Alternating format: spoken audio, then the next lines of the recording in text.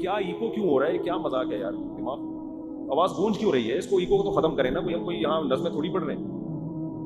ابھی تک مائک کا مسئلہ سیٹ نہیں ہوا ہے, ابھی تک آواز مجھے ڈبل آواز آ رہی ہے گونج گونج. ایک بندہ یہاں مائک کے لیے رکھیں, اس کو میں تنخواہ اپنی جیب سے دوں گا, ٹھیک ہے, وہ ذمہ دار ہوگا. اصل میں جب تک کوئی کام مسلط نہ ہو نا تنخواہ کے ساتھ, یہ کام دنیا میں ہوتا نہیں ہے. ہمارے یہاں فری پھوکٹ کے چل رہے ہوتے ہیں کھاتے, فری پھوکٹ کے کھاتے ہوں گے, اس میں یہی ہوگا. 7ویں صدی ہجری تک نا علماء کرام کا فتویٰ یہ تھا کہ اذان اور امامت پہ تنخواہ لینا جائز نہیں ہے. فقہ حنفی میں یہی فتویٰ چلتا رہا ہے. امام شافعی کے ہاں یہ اجازت تھی کہ آپ امامت کی تنخواہ بھی لے سکتے ہیں اور اذان کی, بولو نا یار, تنخواہ بھی لے سکتے ہیں. لیکن فقہ حنفی میں تھا کہ امامت, اذان, قرآن کی تدریس, مذہب کی تدریس, اس پہ تنخواہ لینا جائز نہیں ہے. ابھی بھی آواز صحیح نہیں ہو رہی, فری پھوکٹ میں ہے نا. علماء نے جب دیکھا کہ لوگوں کے حالات بدل رہے ہیں, وہ دین کا جذبہ نہیں رہا لوگوں میں, تو فقہ حنفی ہی کے علماء نے یہاں امام ابو حنیفہ کے قول کو چھوڑا اور یہ فتویٰ دیا کہ اگر اب امام اور مؤذن کی تنخواہیں متعین نہ کی گئیں تو وہ جذبہ جو اسلاف میں, صحابہ میں تھا نا, کہ فری میں اپنے آپ کو وقف کر دینا امامت کے لیے, 8-10 مسجدوں میں تو ہوگا, اس کے علاوہ مسجد امامت سے خالی. دین کو بچانے کے لیے فتویٰ دیا کہ بھائی امام کی بھی تنخواہ ہو, مؤذن کی بھی تنخواہ ہو, مدرسے میں پڑھانے والے استاذ کی بھی تنخواہ ہو. تو یہ ادارے چلتے رہیں گے ورنہ برباد ہو جائیں گے. اور بھی بڑا اچھا فتویٰ دیا, اس کی وجہ سے الحمدللہ مسجدیں محفوظ, کیونکہ امام کی تنخواہ ہے تو وہ پابند ہے.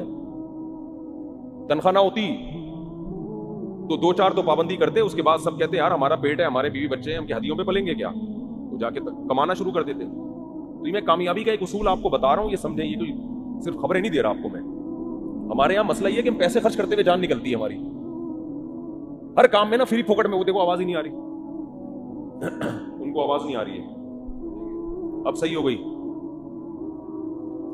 تو ہم نا ہر کام میں چاہتے ہیں کہ پیسے بچائیں اور فری میں کام ہو, اس کا پھر یہی حشر ہوتا ہے. جب دین کا کام نہیں ہو رہا, امامت, مؤذن, ائمہ حرمین کی بھی تنخواہیں ہیں, پوری دنیا میں اب امام کا وظیفہ ہوتا ہے, پھر آپ اس کو فورس کر سکتے ہیں, بھائی آپ وظیفہ لے رہے ہو, آپ ٹائم پہ نماز کیوں نہیں پڑھا رہے. مؤذن کو آپ فورس کر سکتے ہو کہ بھائی وظیفہ لے رہے ہو, آپ ٹائم پہ اذان کیوں نہیں دے رہے. اگر وہ وظیفہ نہیں لے گا, اذان نہیں دے رہا آپ کو, بھائی اذان کیوں نہیں دے رہے ہو, کیا میں کیا تمہارا کھاتا ہوں جو مجھ سے پوچھ رہے ہو. غریبی میں چل رہی ہوگی, مؤذن کا جس دن موڈ ہوا ثواب کا اذان دے دے گا, موڈ نہیں ہوا تو کہے گا میں تو تمہارا باپ کا غلام تھوڑی ہوں. جو علماء حالات کو جانتے تھے انہوں نے کیا فتویٰ دیا کہ بھائی اب نہیں چل سکتا یہ معاملہ, اسلام کو بچانا ضروری ہے. اسلام کے بعض احکام ایسے ہیں تو تغیر زمان سے تبدیل ہو جاتے ہیں. تو یہاں بھی ایک خوب اچھی طرح مسئلہ یاد رکھیں, میری شروع سے عادت رہی ہے, شروع سے ہمیشہ سے, فری پھوکٹ میں کوئی کام کسی سے نہیں لینا. جو خود سے کر رہا ہے تو ٹھیک ہے, نہیں تو جب ہم رکھیں گے تو پیسے دے کے رکھیں گے, ورنہ نہیں, یا ورنہ پھر رکھو ہی نہیں, پھر ایسے ہی چلو. تو ہمارے جتنے ادارے ہیں, چاہے وہ مسجدیں ہوں, چاہے وہ مدرسے ہوں, چاہے وہ اسکول ہوں, یہ لوگ چاہتے ہیں کہ پیسہ نہ لگے, کام میں ایکوریسی پیدا ہو جائے. ایسا نہیں ہوتا, سمجھتے ہو.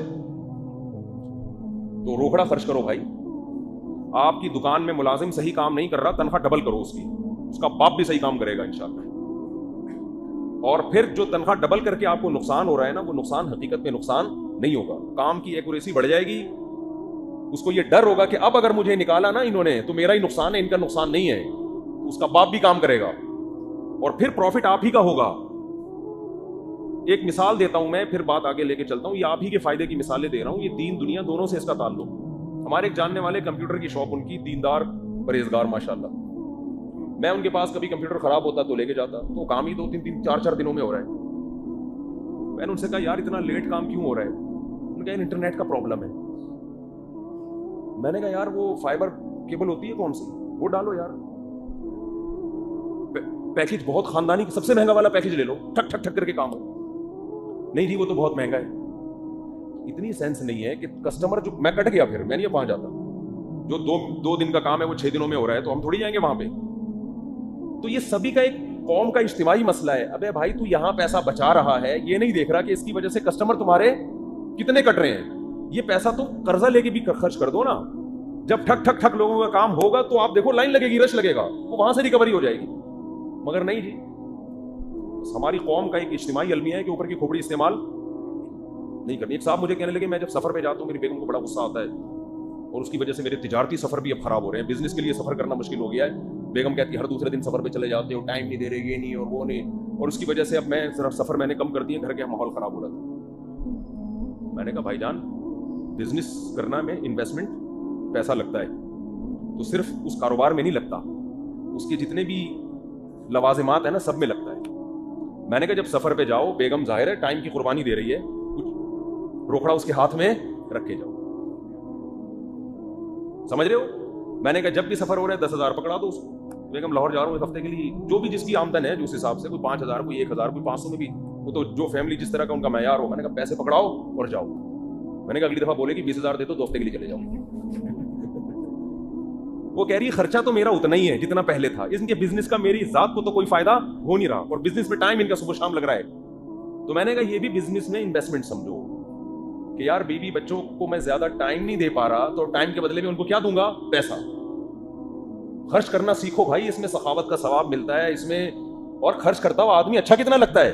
کنجوس کے تو چہرے پہ نحوست ہوتی ہے, کنجوس کے تو چہرے پہ سالے کے نحوست, ایسے خرچ کیا کرو, یہ لو پیسے, یہ لو جا یار ایش کرو, دیکھو اللہ کتنا پیسہ دے گا. ملازمین کو بھی کھلایا کرو پلایا کرو, ادھر بھی ایسا نچوڑتے ہیں یار, ایسا نچوڑتے ہیں اس کو, جو ہم دیکھ رہے ہیں اتنی تھوڑی تھوڑی بعض ملازمین کی مزدوروں کی تنخواہ ہے, وہ صرف مجبوری میں ٹکا ہوا ہے کہ یار سارا دن مجھے ان کے ساتھ مزدوری کرنی پڑتی ہے, محنت کرنی پڑتی ہے, اتنا مل رہا ہے, تو وہ کوئی خوشی سے نہیں ہے آپ کے ساتھ, اور آپ اتنا کما رہے ہو یار, اتنا کما رہے ہو, کھولو ہاتھ اپنا یار. وہی بات ہے, دنیا کو جب تک مسافر خانہ نہیں سمجھے گا, کنجوس کا کنجوس ہی رہے گا, جمع ہی کرتا رہے گا کم بخت, اور ہوتا ان کے پاس پیسہ ہے نہیں. پیسے کی تو نیچر ہے, جیسے پانی کی نیچر ہے ہمیشہ بلندی سے پستی کی طرف آئے گا, پیسے کی نیچر ہے خرچ کرو گے تو آئے گا, یہ نیچر ہے پیسے کی, تو اللہ نے بنائی اس کی یہ فطرت ہے. ایسا نہیں کہ تمباکو اٹھ کے میں اڑانا شروع کر دوں.